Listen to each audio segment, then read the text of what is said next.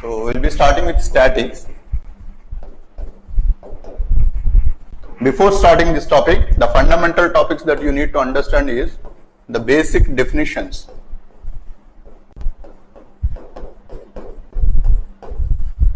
From physics related to statics. And the second one you need to understand is the vectors, fundamentals.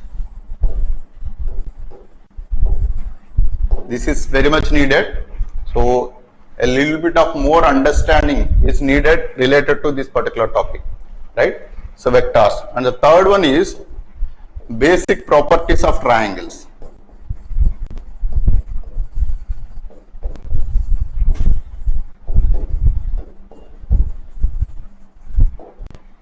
Right? So these are the three important topics actually that are needed before we actually start this particular topic, right? Now I'll just write the definitions of the basic terminologies that are going to be used as part of this statics topic. So directly from the textbook I'll write it. Particle.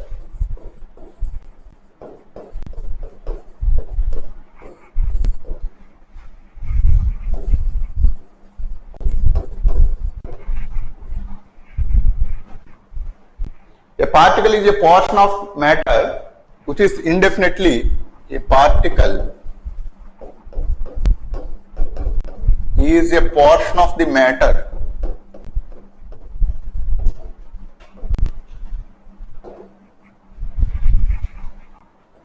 which is indefinitely small in size.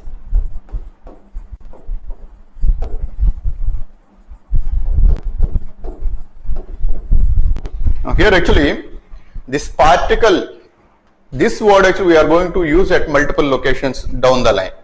Now a particle is nothing but the least part of this particular matter. Let us say if you take this pen, for this pen actually if you keep on make small parts, you will arrive at certain portion that is actually almost at atom level. And if you are able to further divide it, that can also be called as a particle. If you are not able to divide from atom, that atom you can treat as a single particle or a single particle, right? So any matter actually constituents of the particles, whatever may be the kind of matter it is, right? So it constitutes certain particles. Now for our mechanics purpose, this particle is treated as the basic element out of this entire matter. So that definition is nothing but the least possible part of the matter is called as a particle. And then body.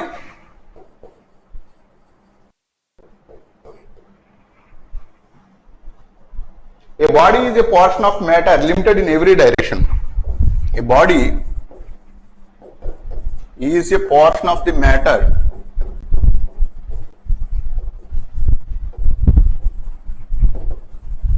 which is limited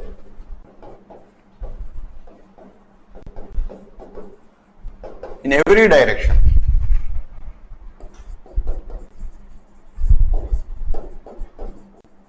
So here actually if you take this pen can be treated as a body because the body is having definite size and it is limited in every direction. That means so this pen actually is going to end at this particular location and this pen is going to end at this particular location, even from this side or whatever may be the side you take it, definitely there is an end point for that. So it's not an infinite.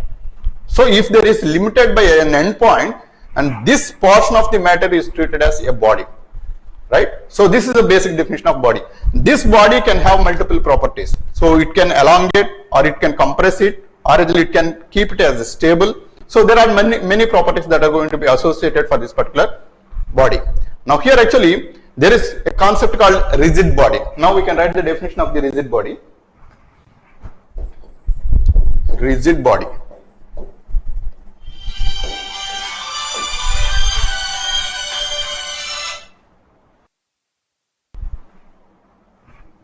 A rigid body is an assemblage of particles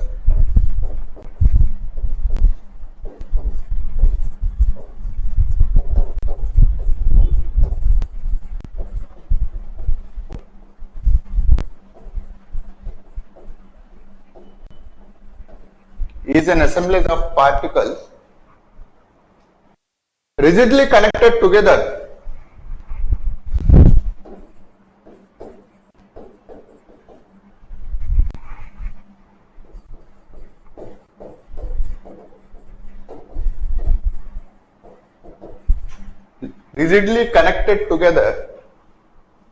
such that the distance between any two constituent particles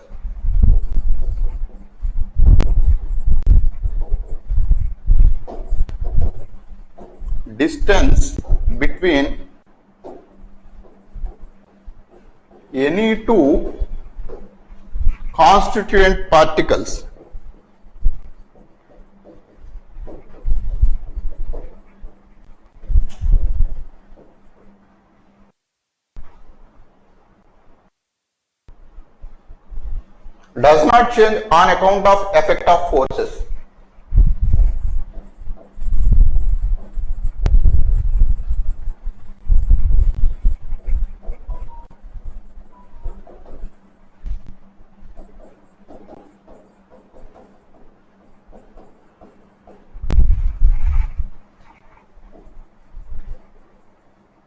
So this is the meaning of a rigid body. So a rigid body, actually, this terminology is going to be used at multiple locations from now onwards. Now, whatever the kind of analysis we do in mechanics, we always treat the body as a rigid body. Rigid body is nothing but, even if you apply infinite force on this particular body, we assume that for all practical purpose, there are no changes in the dimensions of this particular body. That means, if you take any two constituent particles of this particular body, whatever may be the amount of force you are going to apply on this body, the distance between any two different particles will not change. That is a theoretical assumption. For our mathematical analysis purpose, this kind of assumption is very much needed. Then only you will be able to simplify the mechanics for mathematical analysis purpose. So that's exactly the reason, actually, we have idealized this particular characteristic as the rigid body. That means, even if I apply a force on this, there is no change in the dimensions. You can still treat it as a same size, same body and same mass, everything is same, irrespective of whatever may be the amount of force you are going to apply on this particular body. So that body is treated as a rigid body. For all practical purpose, if I explicitly say or not, if I say simply a body, that is a rigid body for our analysis purpose. Got it? But ideally, no rigid body exists in this universe. So if you try to apply a force, there may be very small distance or there may be very small dimensional change is going to happen on this particular body. But that we are neglecting for all practical purpose. Got it? So we are idealizing for the analysis purpose.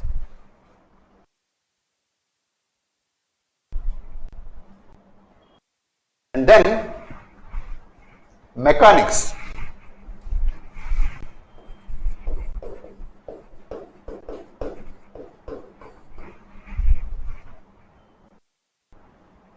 Mechanics is that branch of science which deals with the study of mechanics is that branch of science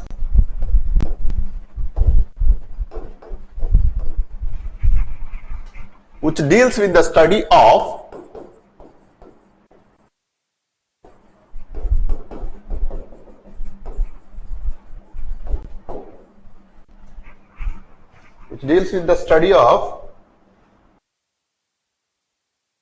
body in state of motion or at rest. In state of motion or at rest.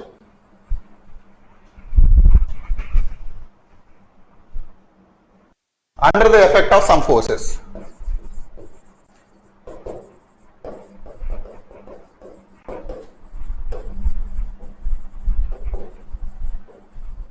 So this is the basic definition of mechanics. So mechanics is a master topic. So that is actually which specifically deals with the effect of the forces on your body.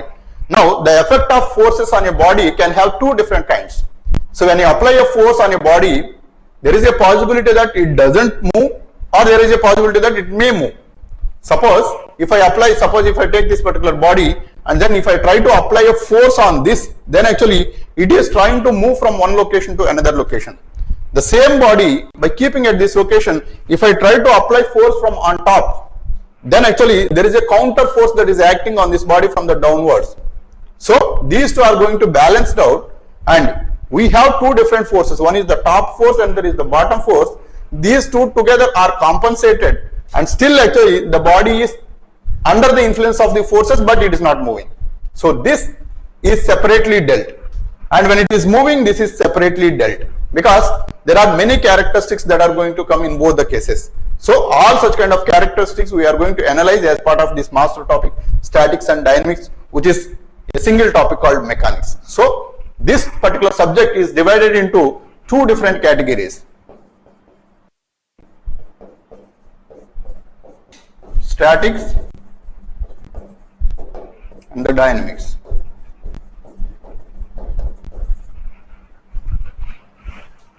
Now the definition of this statics is that branch of mechanics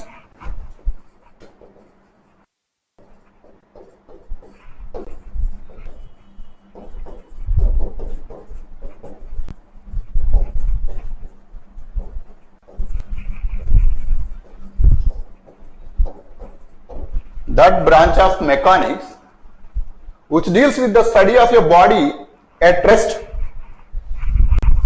which deals with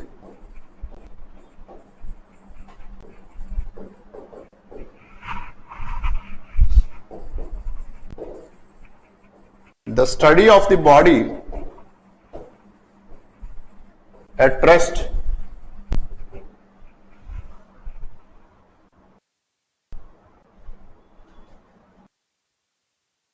under the effect of some forces.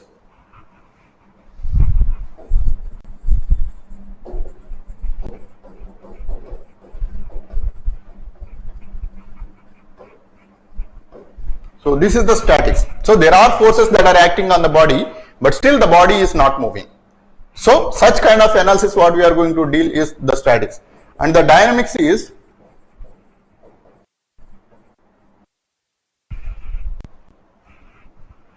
that branch of mechanics which deals with the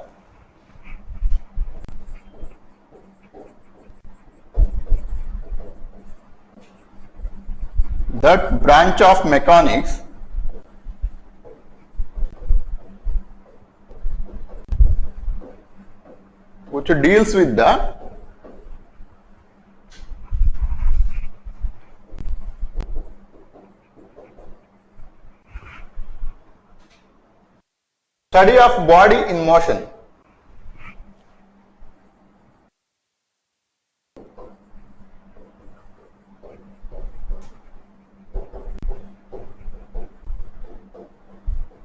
So this is the dynamics. So there are two different topics that we are going to study, but in reality that is a single topic called mechanics.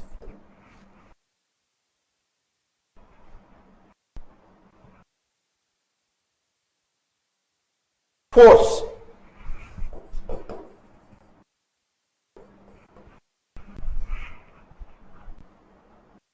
A force is a cause which changes or tends to change the state of rest or of uniform motion of your body. A force is a cause which changes. A force is a cause which changes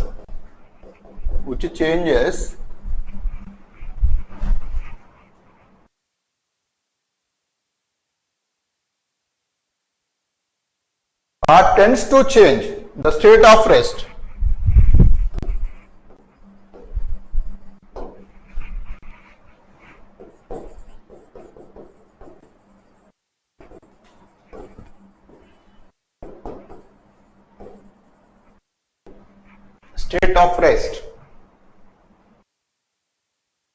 or uniform motion of your body.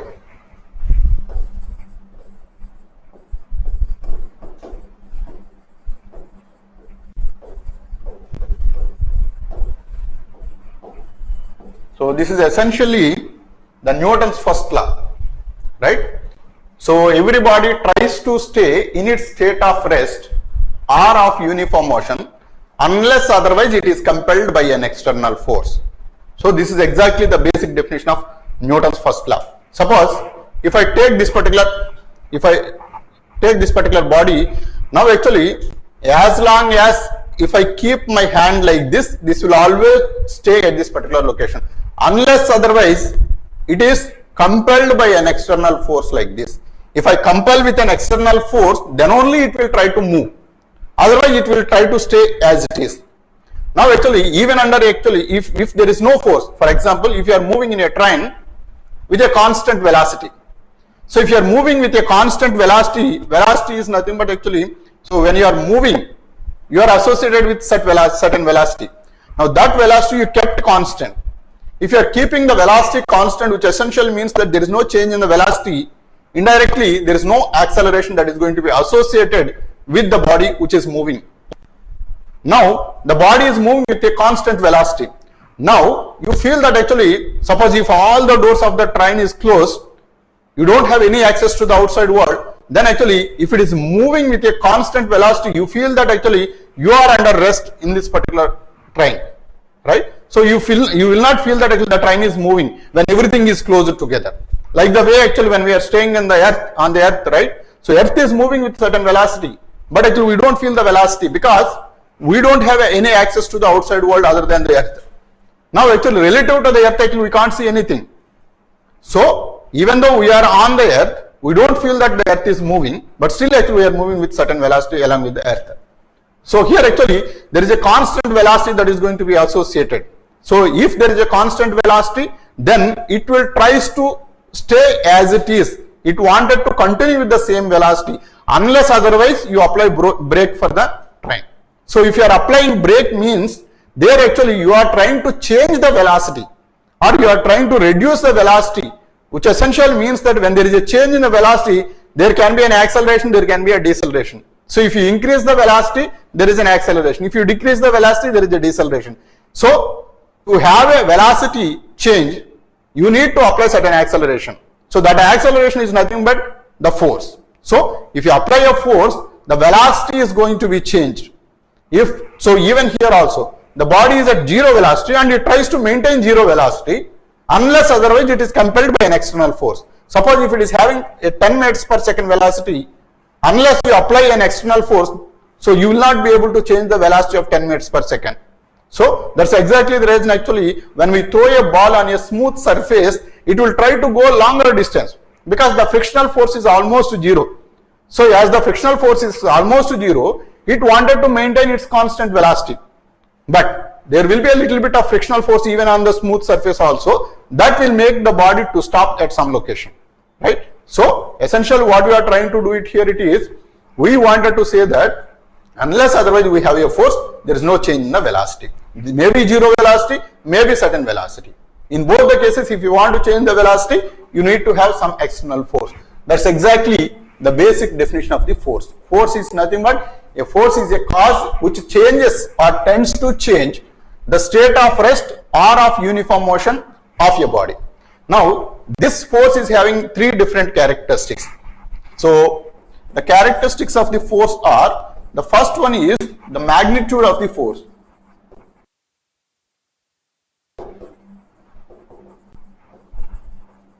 So here actually when we are saying that there is certain force that is applied, that amount of the force you wanted to know to have a feel of how much it is having influence. So that amount of the force is nothing but its magnitude of the force, maybe 10 newtons, maybe 100 newtons, maybe 1000 newtons. That number will say that the intensity of the force, that is the magnitude of the force. And then second important characteristic of the force is the direction of the force.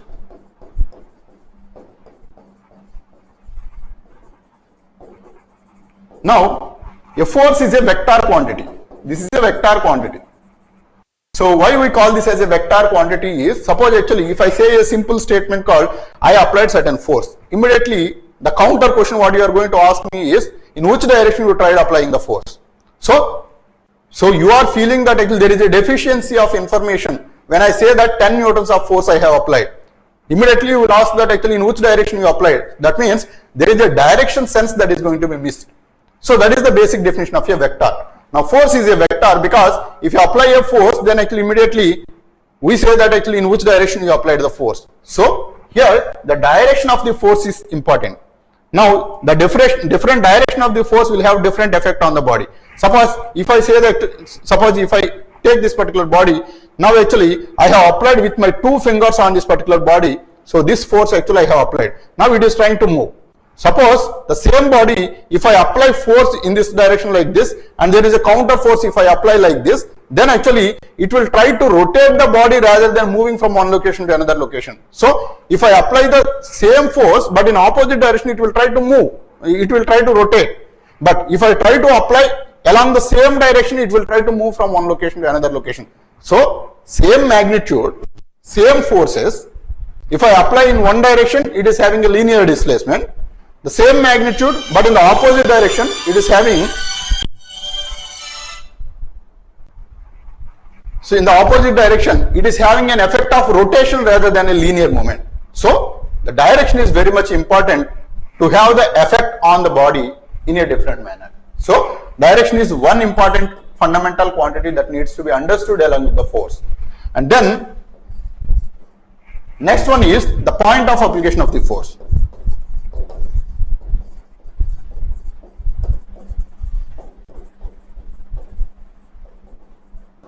So this is also very much needed. Suppose if I take the body like this, on this body, if I apply the force at this location versus if I apply the force at this location, will have a different kind of effect.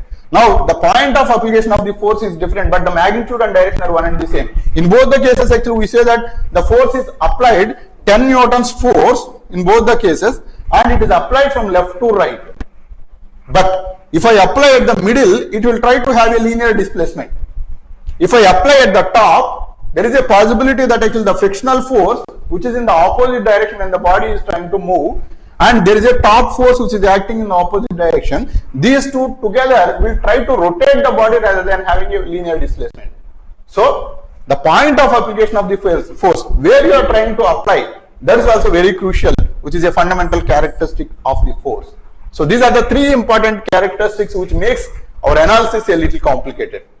So why the analysis is a little complicated is, the fundamental reason is the force is a vector quantity.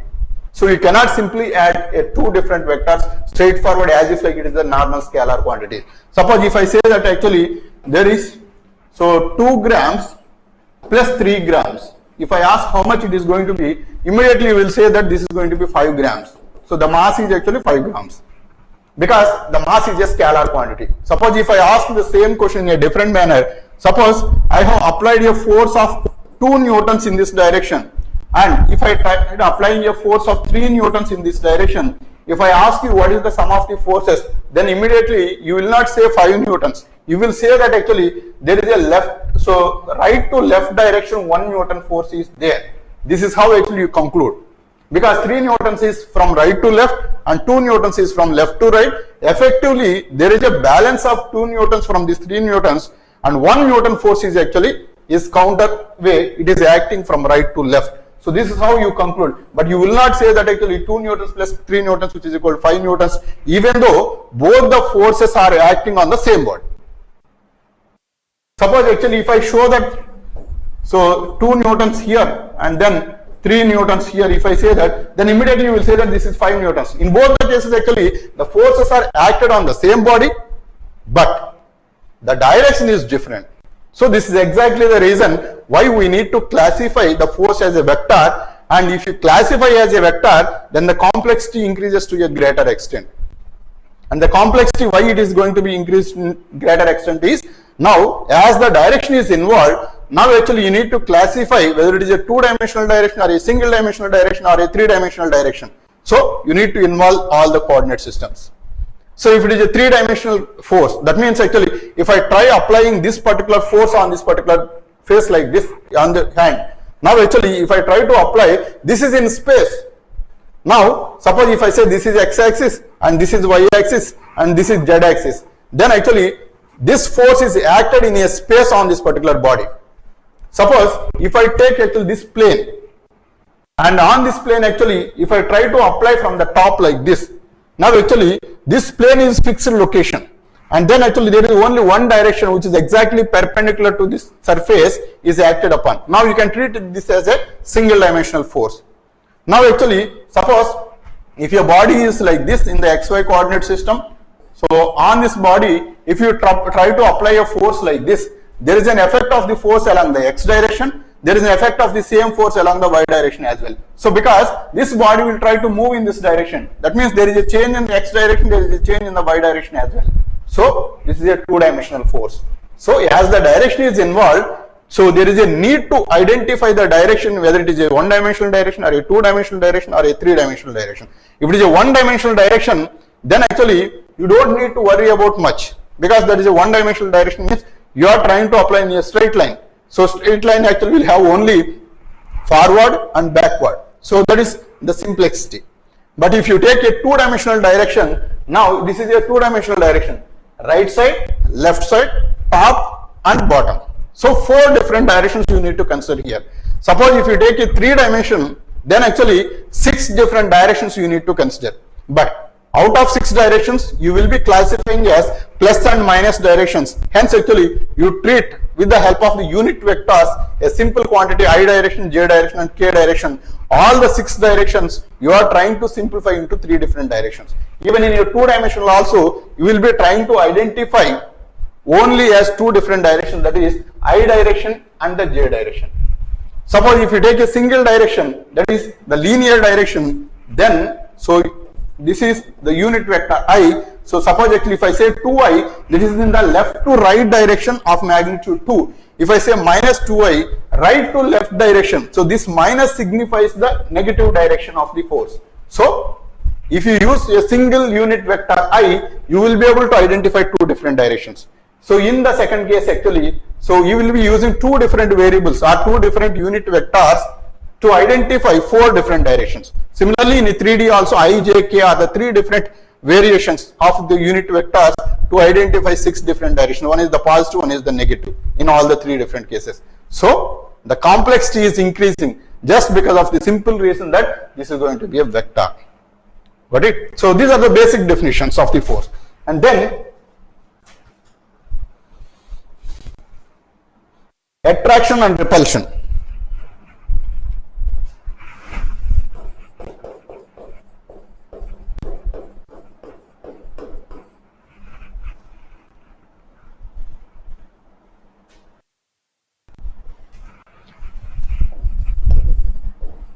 When the bodies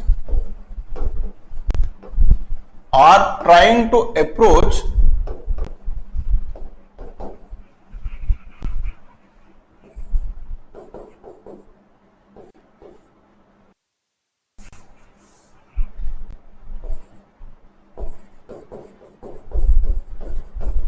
together, then the force is called as attractive force.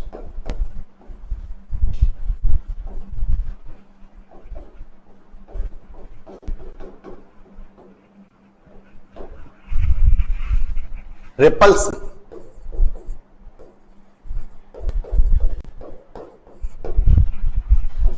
When the bodies are trying to go away from each other,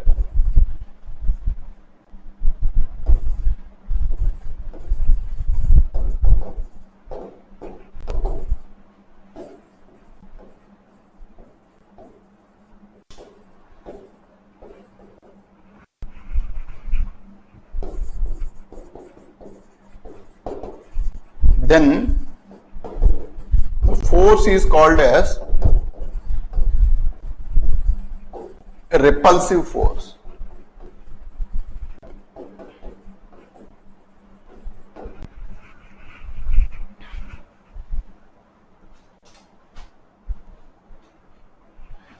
Mass. The quantity of matter in a body is defined as its mass.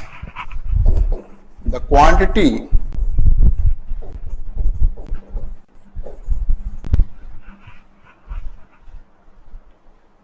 of matter in a body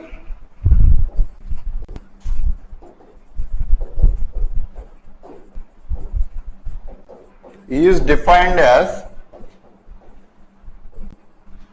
its mass. So matter you need to somehow quantify it. so that actually you will be able to get the feel of how much it is going to be. So the question for the how much, so that answer is nothing but the mass. So mass is a way of measuring the quantity of matter. Weight.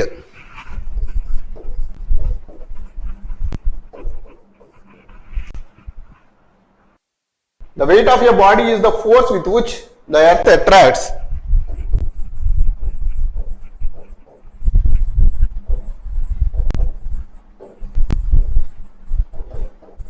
is the force with which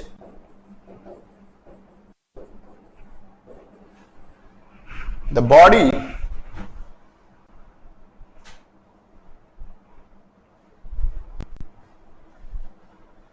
the earth attracts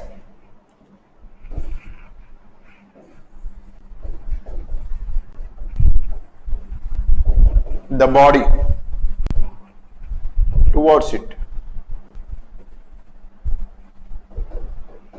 So this is the weight. So weight is nothing but a force. So mass is different, weight is different. Mass is actually quantifying a matter, but each quantity of matter is going to be associated with different kind of forces or different magnitude of the forces depending upon where we are. So on Earth actually it is having certain acceleration due to gravity. So that acceleration due to gravity is nothing but indirectly it's a force. So the gravity is trying to attract the body with certain force. How much force it is going to be? That quantity is nothing but the weight of the body on that particular place of Earth.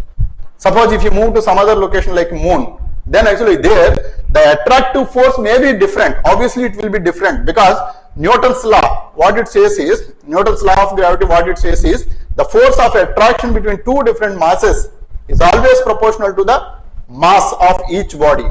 So here actually Earth is having a different mass and Moon is having a different mass and Mars is having a different mass. Hence actually for the same matter, wherever you keep it, depending upon the other body mass, the other body is maybe Earth, maybe Mars or maybe Moon. So that mass is different. Hence actually it is going to be associated with a different amount of acceleration due to gravity. That means different amount of force of attraction towards that particular body. So that will decide the amount of weight, though it is having the same mass. So the body is having the same mass, but the weight is different at different location because it is a force. Got it? And that is weight. And then equilibrium.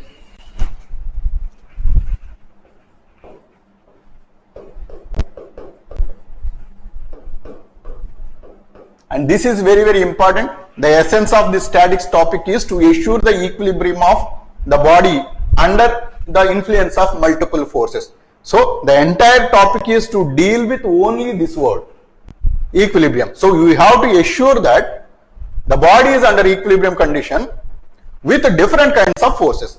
Now actually if you subdivide all these topics, if there is only two forces, how the body is under equilibrium condition. Now actually equilibrium can be of two different kinds. One is the linear equilibrium, another is the rotatory equilibrium. Linear equilibrium nothing but actually if you apply a linear force on this, linear force is nothing but on this body, if there is a force like this and if there is a force like this exactly on the same line, then actually these are two different linear forces. Now actually under the influence of linear forces, if the body is not moving, then we say that this body is under equilibrium. Now the same forces actually, if I try to apply, now actually only two forces we are dealing now. Suppose if I say that there are 100 different forces that are acting on this body, and then we have to assure the equilibrium of this body. Now the equilibrium again two different kinds as I said. One is the linear equilibrium. That means there shouldn't be change in the center of mass of this particular body, even though if you apply multiple forces or 100 different forces on this. So that you are assuring that you are not moving the center of mass of this particular body from one location to another location, even though if you apply multiple forces. And that is the linear equilibrium.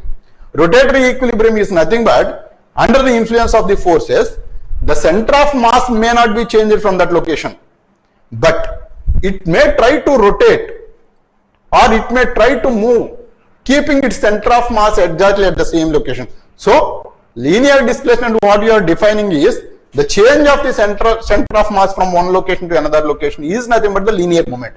But we are not changing the center of mass location. You are trying to keep the center of mass there only, but actually this body is trying to move. So now here it is, there is a rotatory motion that is going to be arrived. So under the influence of forces only, by the way how we are applying the forces on this particular body, this body can have a linear displacement, can have a rotatory displacement, can have both. But the objective of the statics topic is to assure the equilibrium, which essentially means that there shouldn't be any linear movement and there shouldn't be any rotatory movement. For that, what are the conditions that we need to assure? That is the essence of this entire topic of statics. But there the category is maybe coplanar forces, maybe spatial forces. So under the influence of coplanar forces, how we are assuring the equilibrium. Under the influence of three-dimensional forces, how we are assuring the equilibrium. How we are separately assuring the linear equilibrium and how we are separately assuring the rotatory equilibrium. So all such kind of analysis we are doing. So that is nothing but we need to understand what is equilibrium first. So equilibrium, if a number of forces acting on a body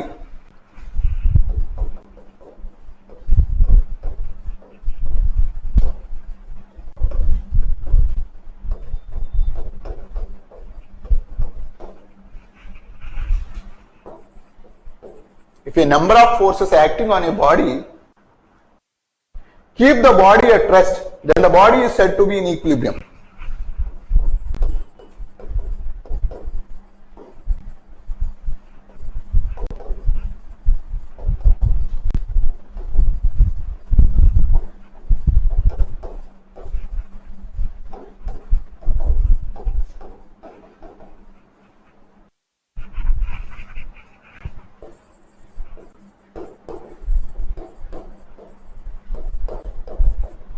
The body is said to be under equilibrium.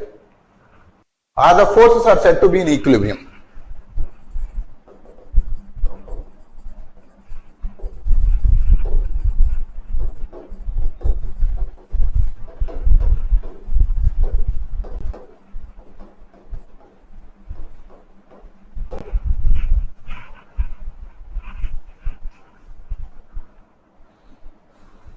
Next, tension and thrust.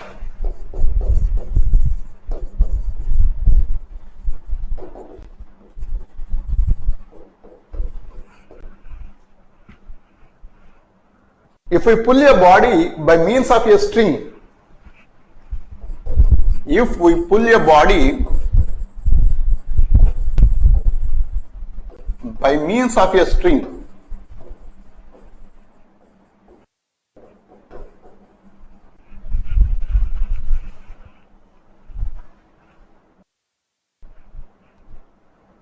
then the force exerted on the body is called tension.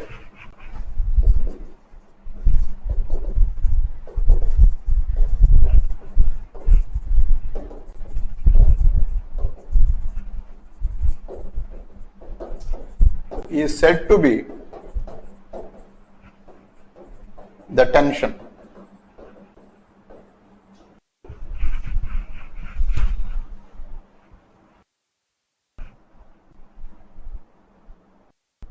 While if we push a body by a rod,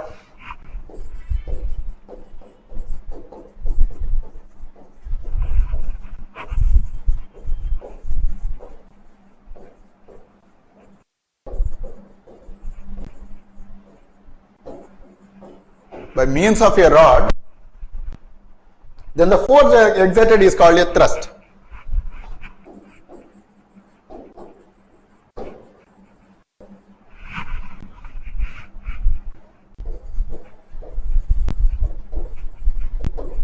Is called thrust.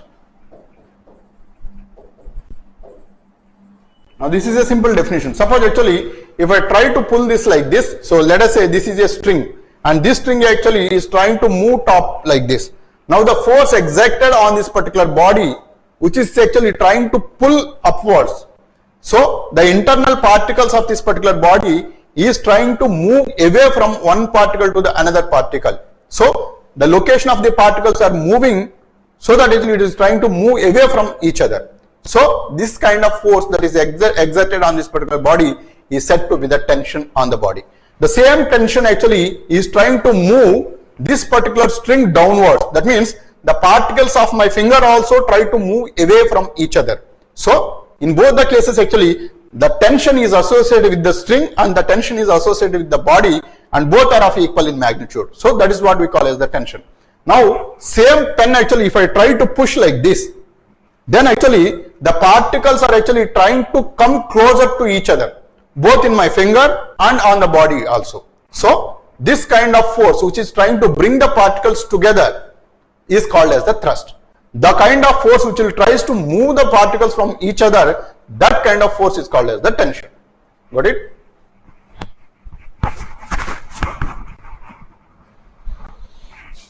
Action and reaction.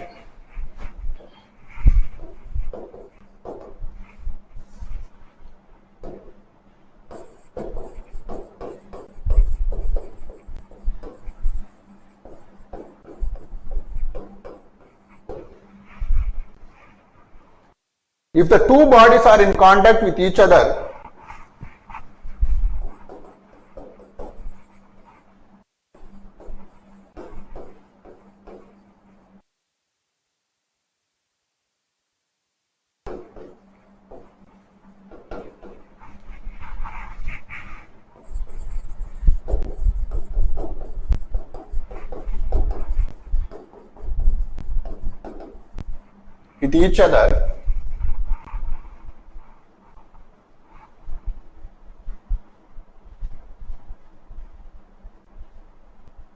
then each of them will experience a force at the point of contact.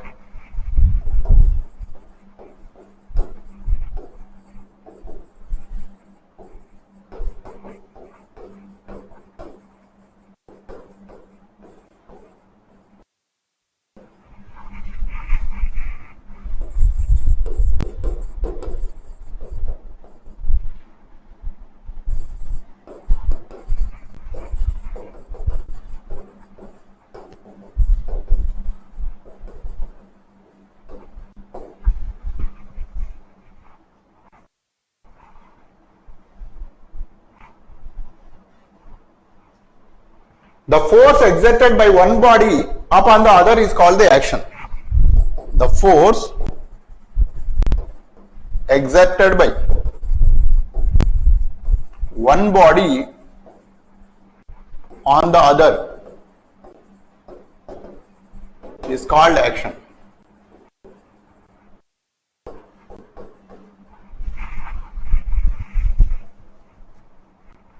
And that exerted by the second on the first is called the reaction.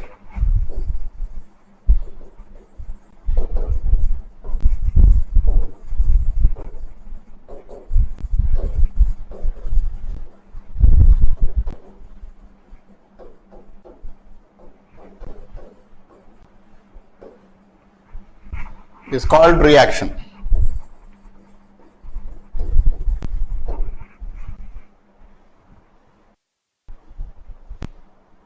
Normal reaction.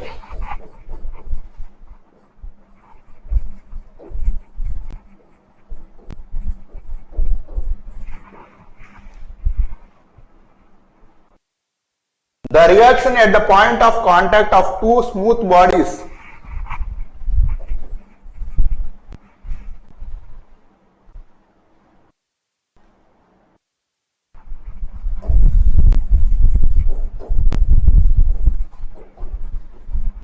at the point of contact of the two bodies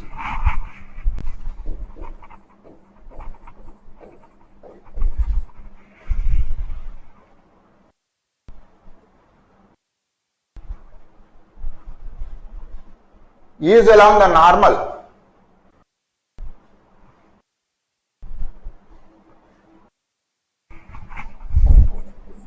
Is along the normal.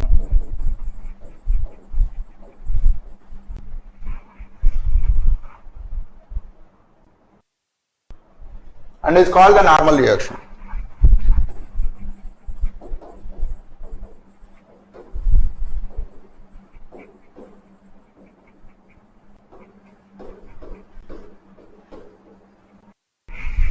So here actually a normal reaction is nothing but, so first the fundamental definition is the action and reaction.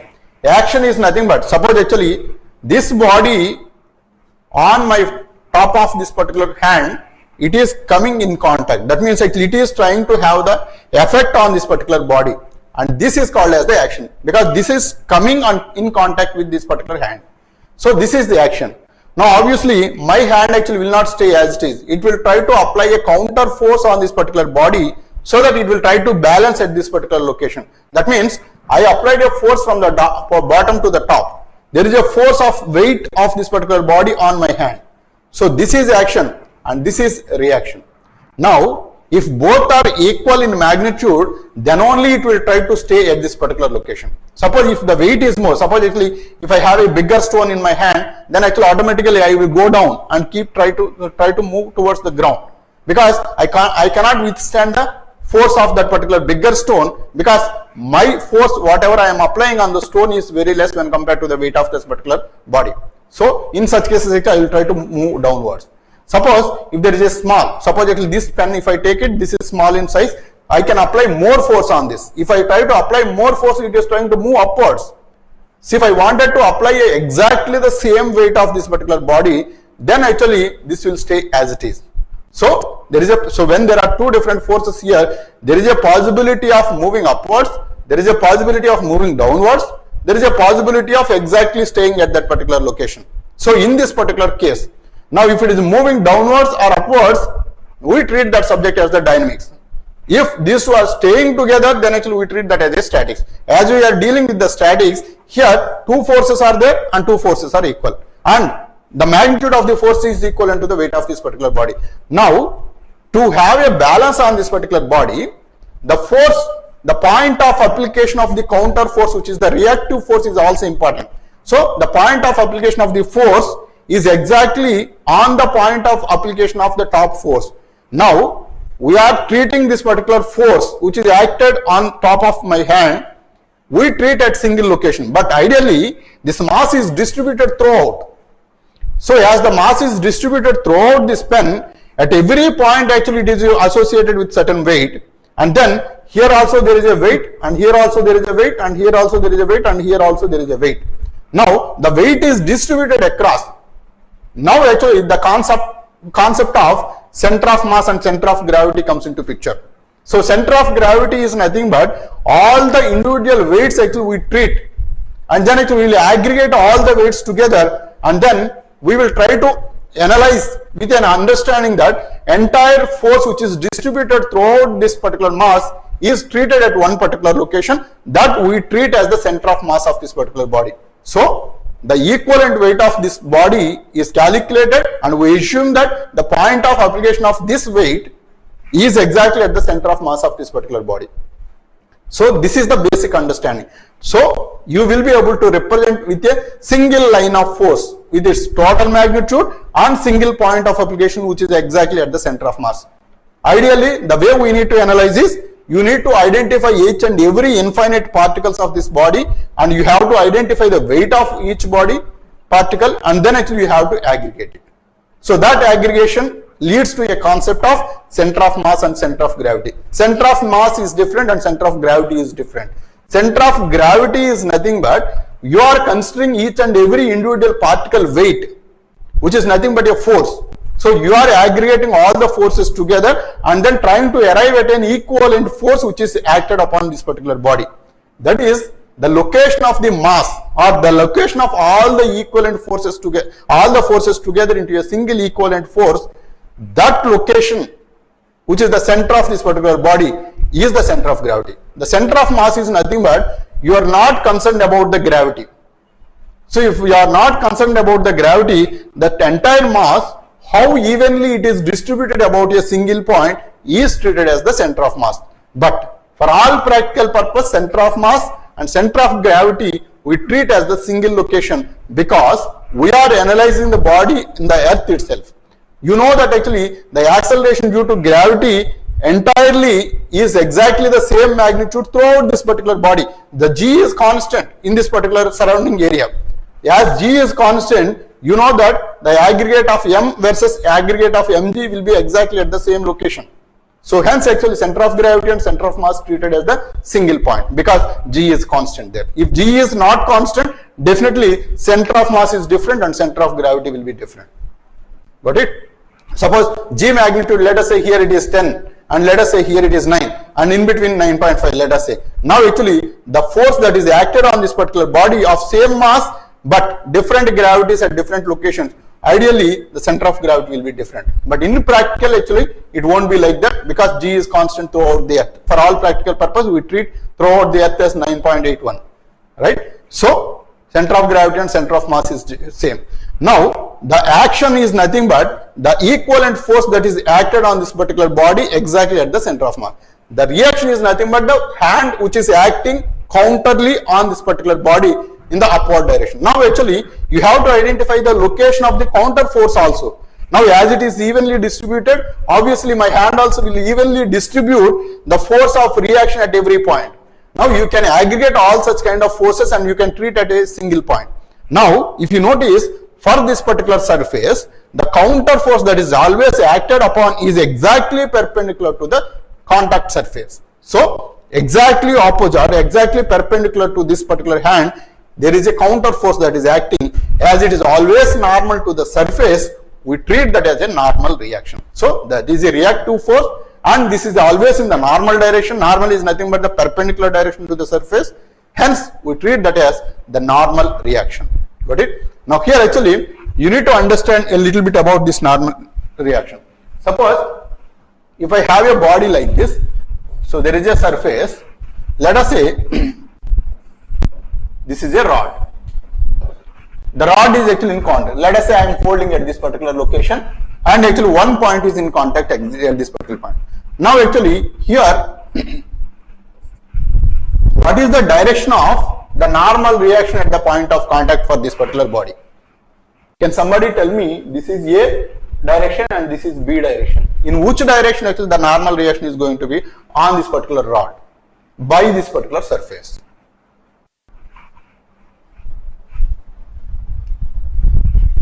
Normal reaction is nothing but the reactive force. So force is nothing but this weight of this particular chalk piece which is acting on this particular hand is the active force or the action. And the reaction is nothing but my hand actually will try to apply a counter force on this which is exactly the same magnitude of this particular force, and this one is called as the reactive force or the reaction, and this reaction will always act perpendicular to the surface contact. Hence actually this is called as a normal reaction. Got it? Perpendicular to the bottom surface, that's exactly right. So this is how the normal reaction will be for this particular body. So normal reaction will always tries to be in perpendicular direction to the contact surface. So that is how actually I have given this particular shape. The reaction will be exactly perpendicular to this surface, not to this one or not to this one. I'll give you one more shape. Suppose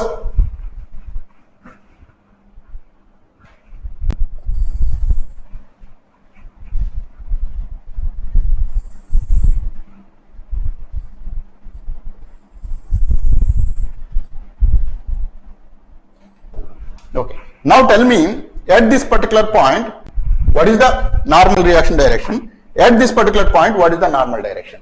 So let us say this is a circular shape. So at point A and at point B, let us say this is the center of the circle.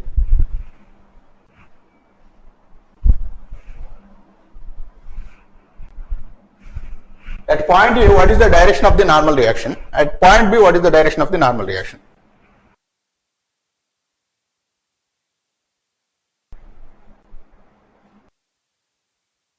Tangential to the point of contact.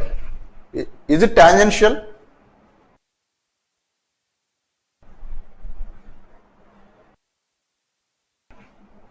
So at this particular point, the tangent direction is this one. This is the tangent direction. But it has to be perpendicular to the surface.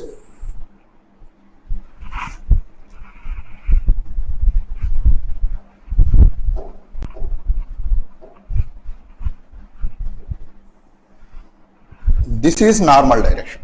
So the reaction will be exactly perpendicular to the surface, not to the tangential direction. So this is the direction. So this is the center of the circle. So normal always passes through the center, always for a circle. So this is the direction of the normal reaction. And even here also, here let us say this is ending at this particular location. Obviously at this point here where there is a contact, this is the direction of the normal reaction. So here actually not to the perpendicular to the rod here. So if you notice carefully, the surface is important, not the rod here.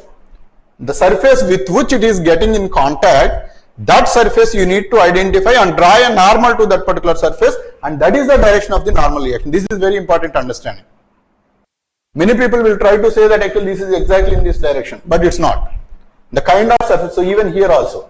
So the force is not in this direction or not in this particular direction. This is exactly perpendicular to this surface where it is in contact. Got it? At B also, here actually, suppose if this is ending at this particular location, then at the tip it is having in contact. Exactly perpendicular to the tip, actually you need to draw this. Suppose if it is not exactly at the tip, let us say this is the kind of shape it is, and then this is the rod. Now this is the center. Now normal reaction at this particular point, you can draw a tangent here and draw a perpendicular here.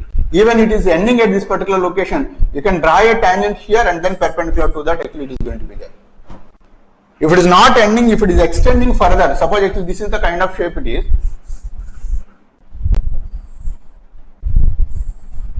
Now here actually if it is extending at this particular point of contact, draw a perpendicular to that. Got it?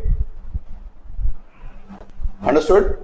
So here actually the surface is very crucial. The surface you need to understand, draw a perpendicular to the surface. That is the direction of the normal reaction. Okay.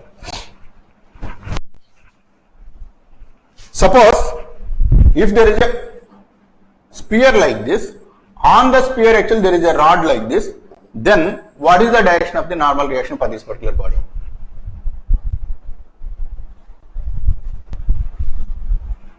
At this particular point, now let us say this is the center, draw a line like this. So this is exactly perpendicular here. This is the direction of the tangent, this is the direction of the normal. So normal reaction will be like this.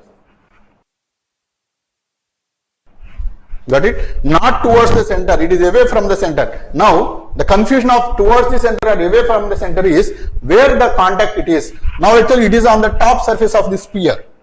As it is on the top surface of the sphere, the weight of this particular rod needs to be balanced by this particular sphere in a counter way. So this is the direction it is trying to assume. This is inside the sphere. Inside the sphere actually it is trying to push in this particular direction, and then it will try to have a normal component of the force towards the center here. So where exactly the point of application of the force, it has to be outward or it has to be downwards, that depends on where it is trying to apply the force or where it is trying to have the action. Corresponding to that actually we need to have the reaction. Got it? So this is the basic definitions of this particular topic of statics, which we need to understand carefully. Each and every definition is important for us. So all the definitions, if you are clear, I can say that actually you are comfortable with this particular topic almost more than 50%. These definitions understanding is very important. If you understand these things clearly, down the line whatever the kind of problems we are going to analyze is everything of very easy. But these definitions are very crucial. And along with that actually we have to have the clear understanding of vectors. Many people think that actually vectors is an easy topic, but ideally vectors is having multiple concepts, and each and every concept you need to understand clearly. Many people actually thinks that actually without understanding clearly, so you have certain feel that actually saying that vectors is an easy topic or actually I know these particular concepts, but you have to understand the crux of the matter. Then only you will be able to analyze the vectors easily for all this particular entire topic.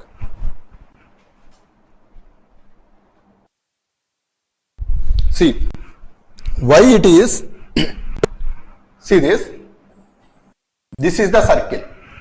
On this circle actually, if you keep your body at the top, it has to balance the weight. So this sphere is a solid sphere. it has to balance the weight of this particular rod. That's exactly the reason why actually it will try to have a counter force to push upwards, because this rod is having an action in this direction. Action is downward direction and reaction is in the outward direction. Got it? So if I take hemisphere like this and then here there is a body like this, now on this body the solid shape of the sphere is supporting, the concave portion of the sphere is supporting the rod. Now this rod is having action on this particular surface at this particular point towards this direction. It will try to have a counter force like this so that you can balance the action of this particular rod.